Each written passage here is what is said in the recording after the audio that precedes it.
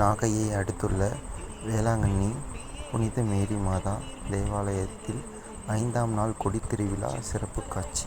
உங்களது வலது கரங்களை உயர்த்தி உங்களது குரலில் விண்ணை தொட அனைவரும் சத்தமாக சொல்லுங்கள். மரியே வாழ்க, மரியே வாழ்க, ஆவே மரியா, தந்தை மகன் தூய் ஆவியார்